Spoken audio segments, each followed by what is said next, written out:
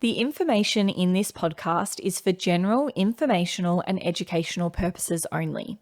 Whilst we love unpacking psychology research and evidence-based insights to support well-being, this podcast is not a substitute for personal mental health care or therapy with a qualified practitioner. Nothing we say should be taken as individualised advice. If anything you hear brings up concerns for you, we strongly encourage you to speak with your GP, psychologist, or another qualified health professional. You deserve support that's tailored to you.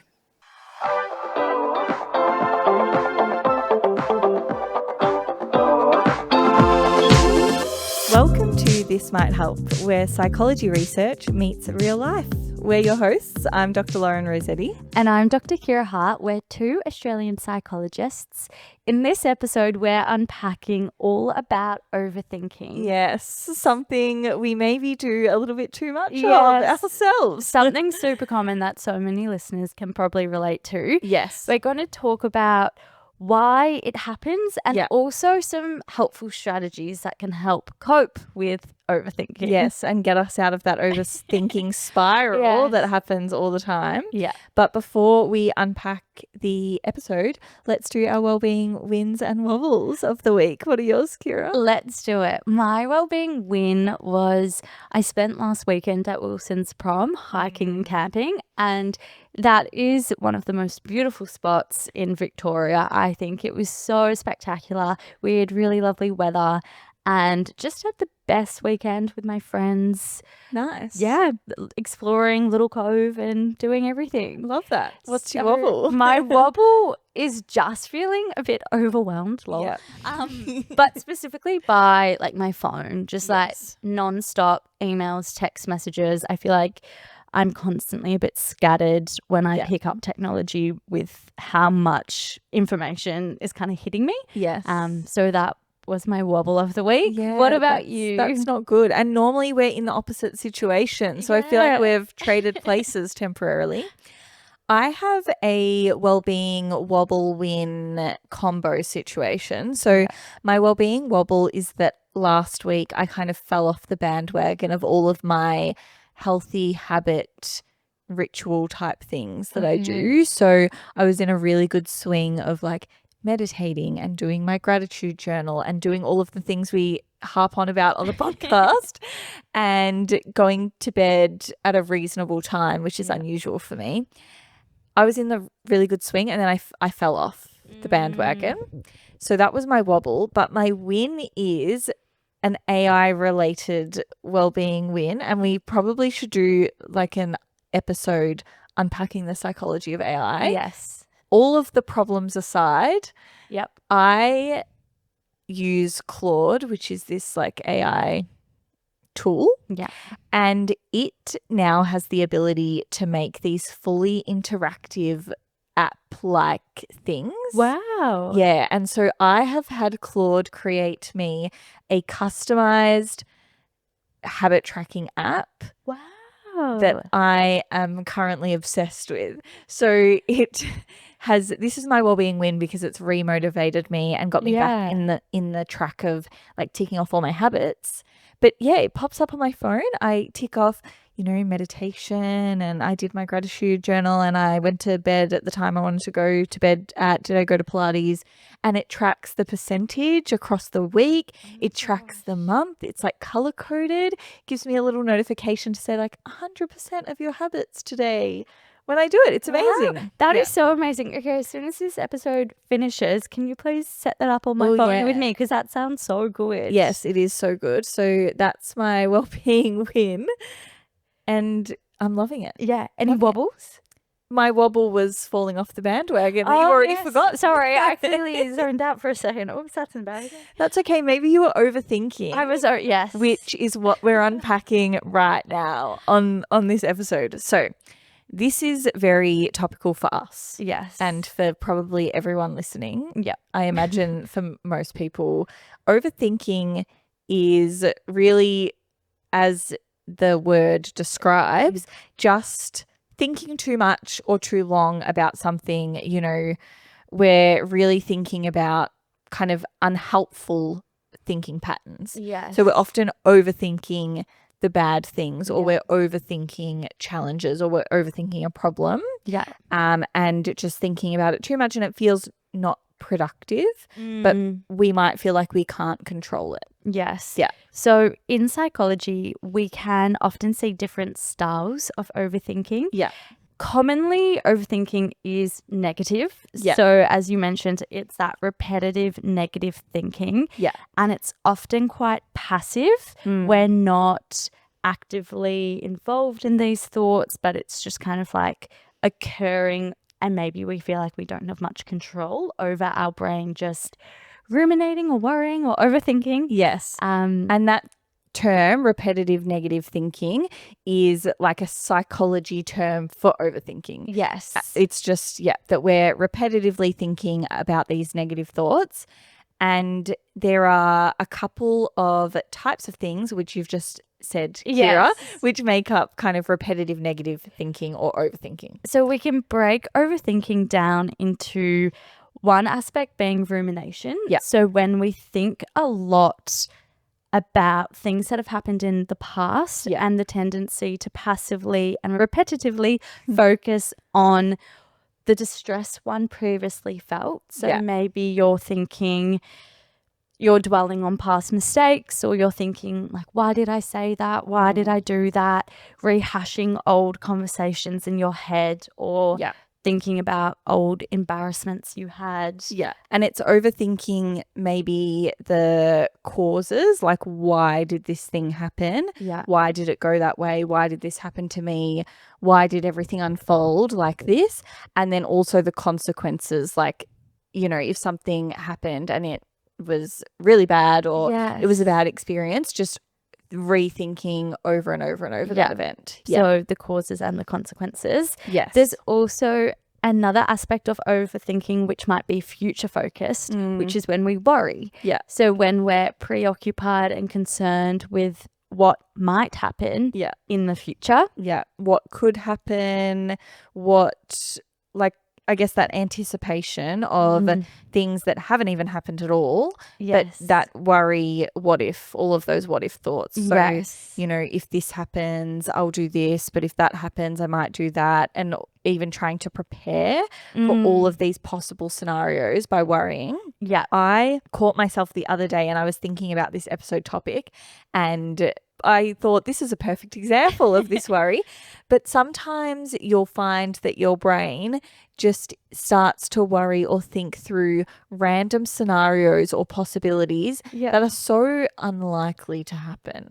Like, if I walked down here and then that person said this to me, what would happen and what would I do? Just completely random worries. And it takes a lot of mental energy thinking about those random worries that may or may not happen. You spend, a lot of time thinking about how will I cope, or what if this happens, what if that happens, whereas the likelihood of that event happening might actually be really low. Yes. It often is really low too. Yeah. There's often a lot of worry about things that are outside of our control or that we can't predict, and they may not eventuate. But it's a lot of time, mental energy, and just a lot of brain space for things that might not happen. However, sometimes thinking through things in a way and kind of reflecting on those past experiences, sometimes it can actually be productive and a good way to consolidate learnings or to like problem solve. Yeah. It can be purposeful. Exactly. And I guess this is when we're mostly thinking of rumination too. So when we're thinking back over things as well. Yeah. Like, sometimes rumination can present in a couple of ways, where it's productive and where it's not so productive. Yes. So there's a more maladaptive or not so good type of rumination, which is brooding. Yeah. And that's when we're maybe a bit more passive. It's like a bit more moody, pondering over what's happened. So we might think of statements like, what am I doing to deserve this? Why do I have problems that other people don't? Why did this happen to me? Yes. And that kind of, why am I like this type of thinking style? It's often unconstructive, and it can maintain that negative thinking pattern. There's also positive or reflective styles of rumination, which is that reflective pondering, and that can be thinking about what happened, reflecting on it, your involvement in it. So I'm going to try and understand why this happened, or I want to understand why I'm feeling this way, and is more associated with building insight into what happened to you and kind of problem solving it. And that's a bit more concrete and directed rather than the brooding type of rumination. Yeah, that more negative. Yeah, the reflecting kind of thinking back on something that happened is often more productive and is generally like pushing us forwards or moving us forwards. But then I think even with that, there's a fine line between constructively reflecting and thinking back and trying to review what has happened in a problem-solving sense. Such a fine line. And when that then becomes overthinking all of the little minutiae or little aspects of that event. Yeah. And going over them too much. I think the line is pretty fine. Yeah. So people who overthink, maybe they worry. Yeah. Or maybe they ruminate and they think about, or they brood, or they have that more reflective pondering. Yeah. Or maybe they do both and they worry and ruminate. Yeah. So overthinking can look different for different people. Are you a worrier or a ruminator, Kira? I'm very much a ruminator. I think a lot about past events. Yeah. And I'm less future focused, which maybe I don't know if that's a good or bad thing about me, but I would say some or most of my stresses come from ruminating on past events. Yeah. What about yourself? I think I'm primarily a worrier, but I'm also a ruminator. So I think I've got the double whammy. I've been hit with both, the worrying and the ruminating. Good for me. Yes. The thing about overthinking is that it's super common amongst women, particularly younger women between the ages of 20 and 35. So I suppose our demographic of women. Yes. And across the research, there are generally high rates of rumination or that repetitive negative thinking in females compared with males. Yes. And it also seems to peak in that early adulthood time and then steadily decline with age. Why do you think that is? I think there's just a lot of things going on at early adulthood that we can overthink. So there's a lot of uncertainty. There's maybe like a lot more new responsibilities happening. There's more change. And then as we age, maybe that settles a bit more and we overthink less, which is something to look forward to. Yeah, nice to know that we'll overthink less in the future. Yes. It can also have an impact on our sleep. So overthinking can, I guess, it's happening in our brain, but it can affect other parts of our life. So it might impact your sleep in terms of staying up at night, ruminating, waking up and having these overthinking thoughts. Yes. Or even things like physical health. So I guess if it becomes something that's a bit more chronic for you and you're overthinking lots, then that can lead to that kind of higher levels of cortisol and stress, which can impact your health. And when overthinking or this rumination and worry is more chronic and consistent like that, that's when it's a really good idea to get in touch with a health professional and see a psychologist and get some support for overthinking. Definitely.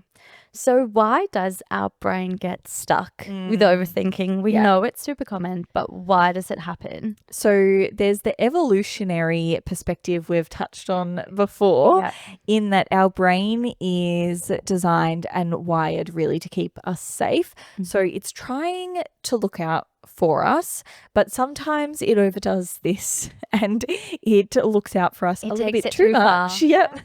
And it's thinking too much. It's, focusing too much on things that are outside of our control.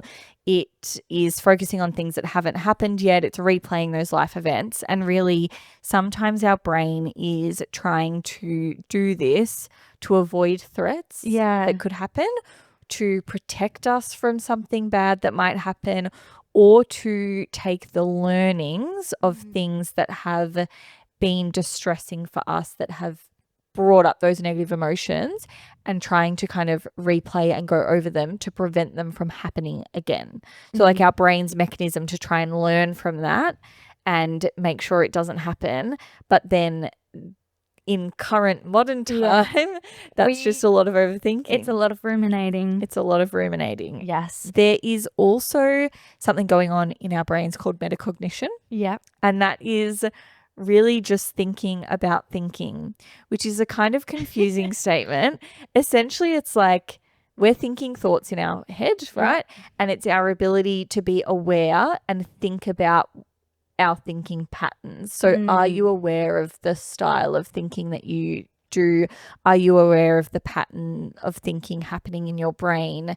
And do you have some control over those thinking patterns? Exactly. And there's a couple of beliefs that we might have about overthinking or our thinking that can perpetuate overthinking. Yes. For example, people might think of overthinking, maybe ruminating or worrying as a helpful technique. Yeah, they might have beliefs like worrying helps me prepare for something, or if I think about this enough, then I'll know how to solve this problem, or I'll think of every possible outcome, I'll think through every scenario, and then that means I'll be prepared for it. Or that, you know, ruminating, worrying, it shows that I care, it shows that I'm really invested, it shows that I'm like a thoughtful person.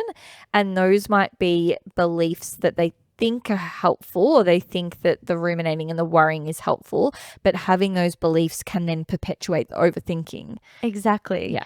Or other people might think of their metacognition and their thinking styles as out of their control, or perhaps it's a part of their personality, it's a part of their identity, it's who they are. So someone might present and say something like, I can't stop thinking about this. My thoughts are uncontrollable.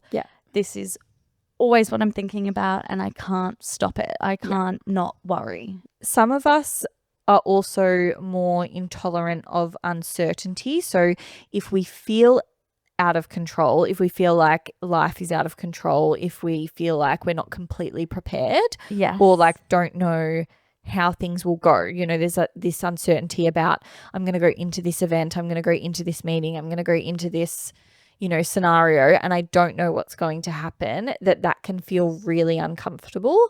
And then we might experience these overthinking patterns, particularly that worry, because you are kind of trying to help yourself prepare for the uncontrollable thing. Like you're trying to get yourself ready because it feels really uncomfortable to go into something and not know how it's going to go.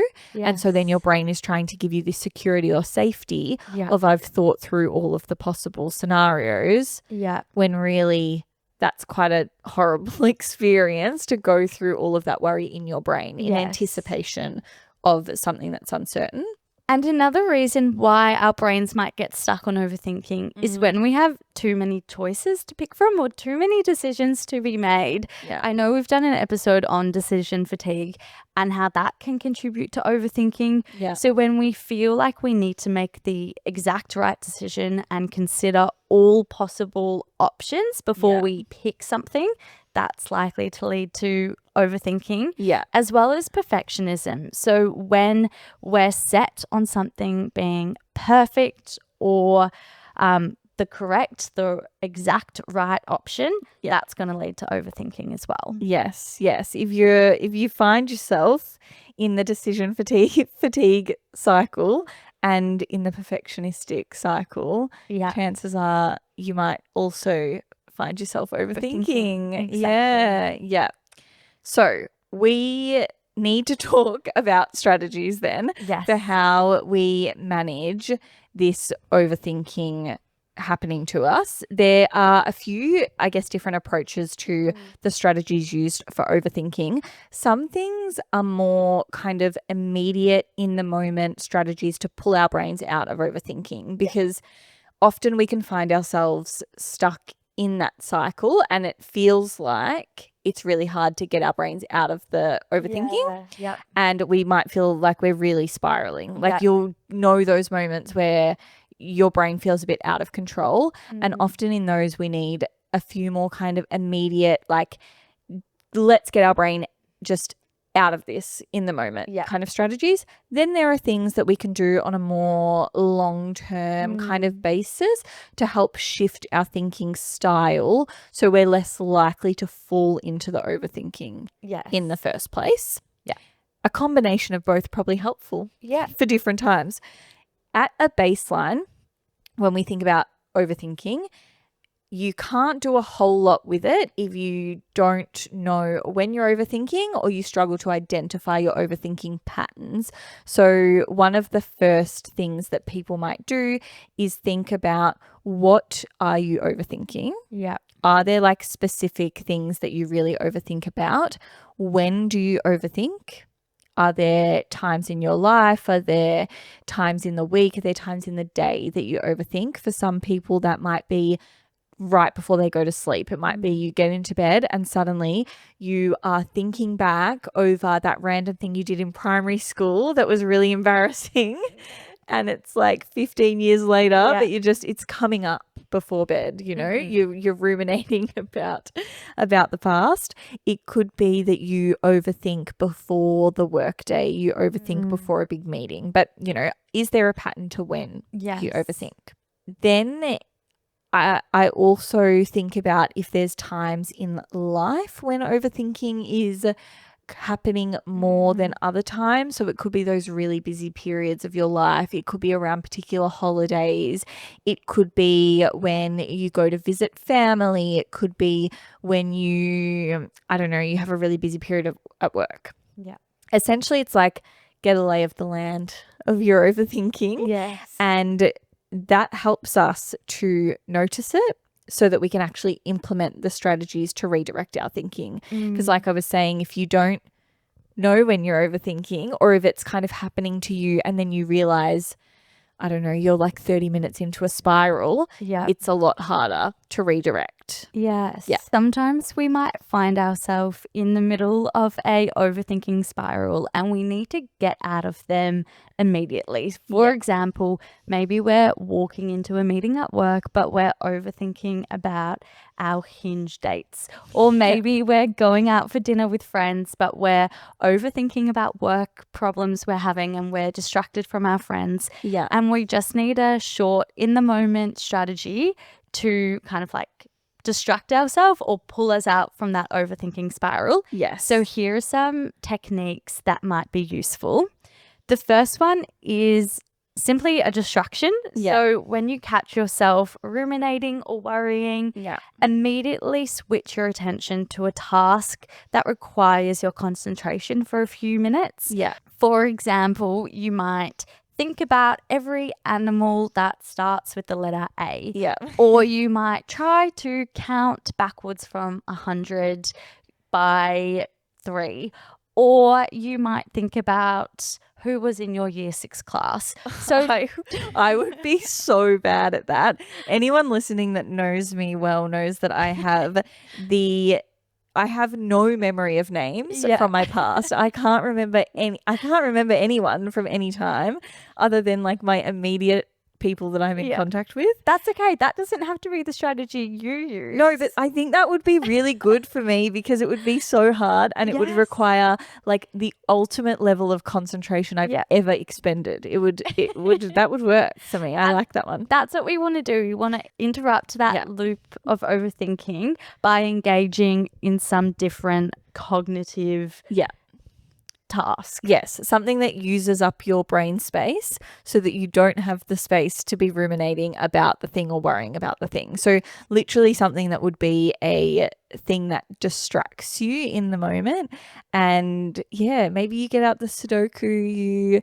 I like the New York Times games app. Yes, I'm a subscriber. Yeah, I like it too. That is hard, and some of those are so hard that it just really gets my brain out of thinking about anything else. Yeah. So you can try those as a short-term distraction. We can also use grounding techniques like the 5 senses, where we identify 5 things we can hear, see, smell, taste, touch. Have I got all the senses? I think so. Yeah. As a way to kind of distract ourselves from that rumination or worry spiral. Yeah. Time in nature going outside, seeing the trees and the grass and the birds and whatnot is also really good at just giving our brains a little reset. And it gives us, I guess, a bit of a shift into new context. So if you're inside or you're doing something and you're overthinking and then you get out into nature, it gives your brain that new context that can help it to shift away from overthinking. Exercise can also be similar. Yeah. If you get the blood pumping, you're running around. Do some push-ups to distract yourself. Go for a walk or run if you have time. Yeah. Even those short little exercise bursts in your lounge room or something can help to reshift the thinking. Also, for those distracting kind of short-term strategies, we can do the worry postponement or like scheduled worry time, which we've talked about before.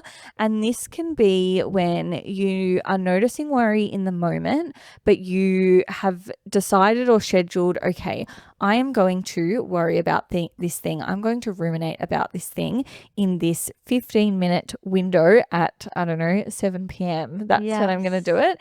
And you schedule time.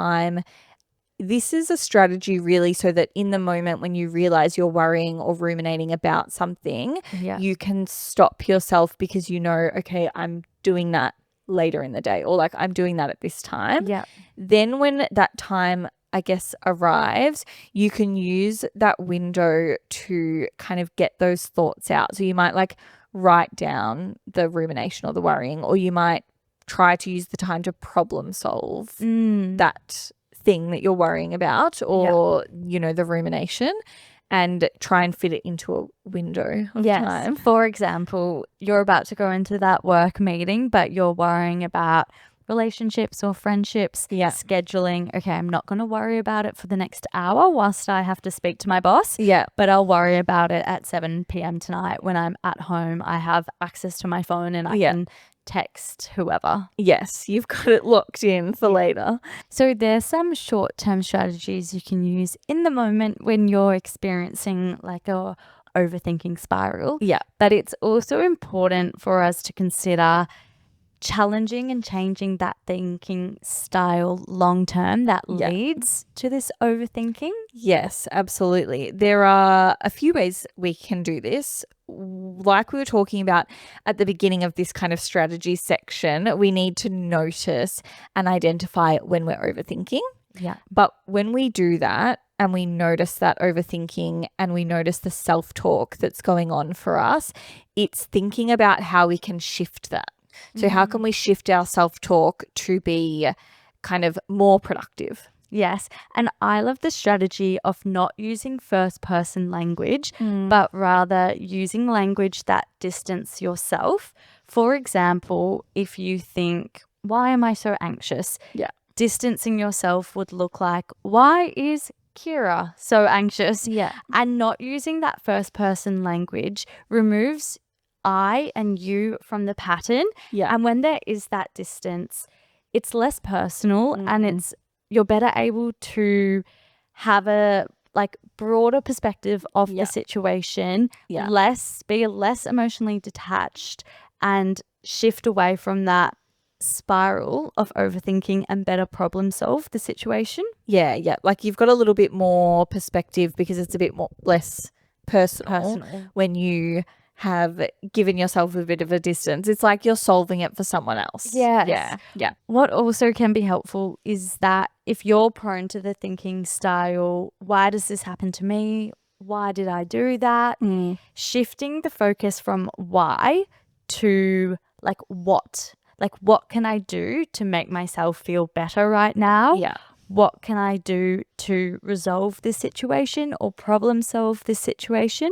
And focus on action steps you can take rather than the why the event occurred. And often when we ask those why questions, like why does this always happen to me? We don't have answers for those questions. Like we just get in a cycle of kind of, and I guess a very downward spiral of overthinking. And so when we catch ourselves with those why thoughts and shift them to what thoughts, that can help just push us in a direction out of overthinking. Yeah.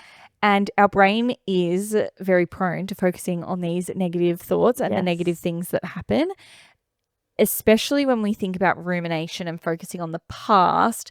We're very prone to, this mistake I made a very long time ago, or all of the bad things that, we think have happened, and then we get stuck on those and it's hard to think of the positive things. Yes. Yeah. So reframing and thinking about, maybe there was a mistake we made, and it's, yes, I made this mistake and I also did all of these other things really well. Or yes, I made a mistake and I have also made other mistakes in the past and things also turned out okay. Like things went well after that time. Yes. So trying to, I guess, lay out the evidence in a bit more of a balanced way. Maybe there were these mistakes, but what is the evidence of all of the other things that have gone well or have been positive? Yeah. Journaling is another technique people use to express and write out their worries with structured prompts, which can help that problem solve and identify, what are the facts of the situation, what's the evidence for and against the situation or the thought that you're ruminating on or worrying about. Yeah.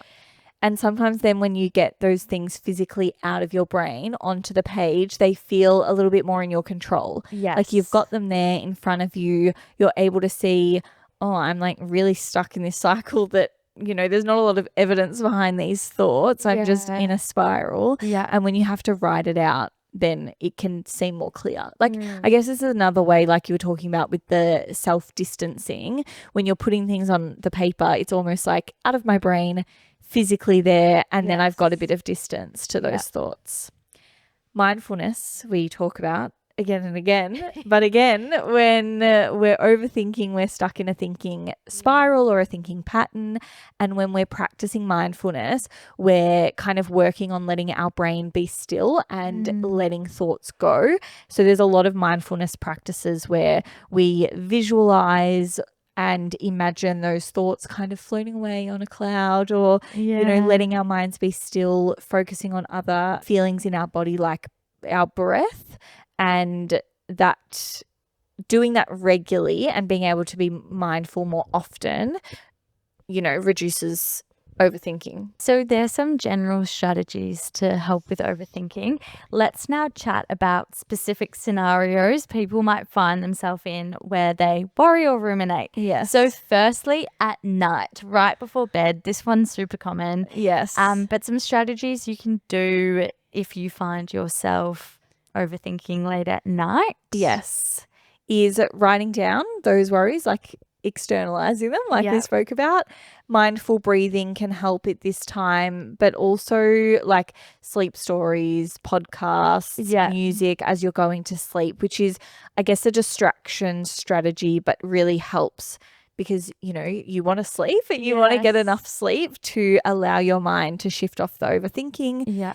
Often, and we might have spoken about this in our sleep episode, but when we worry in bed and we worry for too long when we're laying there, it can create that association of I'm in my bed and this is where I worry or can't sleep. And so when you're sitting in bed for a long time, and if you're really ruminating and struggling to get out of that cycle, it can be helpful to get up out of bed, go do something like low light, calming briefly to help kind of reset yourself into the mindset to go to sleep and then go back to bed. Yes. Because there's nothing worse than lying in bed really stressed that you can't fall asleep. Yeah. But then that just perpetuates your anxiety and being awake because you're overthinking not being able to fall asleep. So just have a circuit breaker where you get up out of bed, do something calming, and then take two, try again. Yes, absolutely. There is also relationship overthinking that happens. Yes. And this makes me think about Solomon's paradox, which is we can think more wisely and reason through more wisely about other people's problems than our own generally. So like, I guess this comes back again to that like self-distancing type of thing. But if we think about the problem as someone else's problem, so if you ask yourself, what would, you know, what would Lauren advise a friend going through this problem? Yes. Then you're able to think more kind of logically and I guess get yourself out of the overthinking spiral. And so if it's the context of overthinking a relationship or overthinking dating, it might be, what would I tell my friend if they were going through this situation? Exactly. To just, to get you out the spiral. Rather than like, what do I do? Yes. Think, okay, what advice would I give a friend going through this situation to create that distance? Yes, absolutely. Workplace overthinking is our last, I guess, like little area of overthinking. Scenario. Yeah, a last scenario. What can happen is you've got workplace stress, you're stressing about, something happening at work. Then you come home, but you can't detach from the workplace stress. And one way to support that I guess process of turning the overthinking about work off when you come home from work is to create a transition. So when you're going from work time into home time, not work time, you're creating, I guess, a bit of a transition ritual that happens. And that might look like changing your clothes. So you get home from work and you change into like your non-work clothes. It might look like different lighting or music at home to kind of signal to your brain that you're shifting out of work zone. I love that. So if you're working from home, still maybe like get up, get out of your pajamas, put on a different outfit. Yeah. And then when you finish for the day, maybe change the lighting in your house, get changed again. Yeah. Put on some music or change the ambience. Yeah. Change the vibe of the place. And even when you're, if you're working from home or you're doing a bit of work on the weekend or after work, trying not to do that work in your like relaxing areas. So I am a huge offender of this, but like I'll work from the couch or work from the bed and not don't do that. But having a dedicated space where you do that work so you don't carry the worries or the thoughts, or you're less likely to carry them to the spaces in your house where they're meant to be like your relaxing no work time. And at the end of a work day, you can also create the to-do list or, the start of day thing for tomorrow at the end of that work day. I find that super helpful so that if I still have things that I need to complete, rather than going home and stressing about them, if I write it on a list, I feel as though I kind of take a bit of control and I can plan for, okay, I don't need to worry about that because I can action it tomorrow. Yeah, exactly. You've given yourself a plan and then you've signaled to your brain that you're going to let go of those things. So I know there's things left to do, but I've got them on the to-do list for tomorrow. So here they are. They're going to stay here. Yeah. And I don't have to take that kind of worry and rumination about them home with me, staying at work. Yes. Yeah. They're all, I guess, some of the specific areas, and we have covered a lot about overthinking. Yes. Yeah, we've overthought about overthinking. If you've enjoyed this episode, we'd really appreciate if you gave us 5 stars on whatever platform you're listening to. Maybe it's Spotify, maybe it's Apple Podcasts, maybe it's YouTube. Maybe it's YouTube. I don't think you can give 5 stars on YouTube, but you can subscribe. Yeah. Yeah. And you can like the video. Well, please do that if you're so inclined. Yeah, we would love that. Also, if you listen to the episodes and you're thinking, I like some of those strategies, I like some of that info, but then I go away and sometimes I forget it after I listen to the episode or watch it on YouTube, you should think about following us on Instagram or on TikTok because we often post a summary of the strategies. We post information and helpful kind of insights from each episode, and you can get a recap there. You won't forget then. You'll have the strategies at your fingertips. Great reminder. As always, links to the research used to inform this episode will be provided in the show notes, as will links to support lines if you're needing any support or if this episode brought up anything for you, there is help available. Yes, that is all for this week's episode as well. So we'll catch you next week. Thanks for listening. Bye. This podcast was recorded on Wurundjeri land. We acknowledge and pay our respects to Aboriginal and Torres Strait Islander peoples as the traditional custodians of this country. We honour their knowledge and resilience and the ongoing impacts of colonisation on well-being.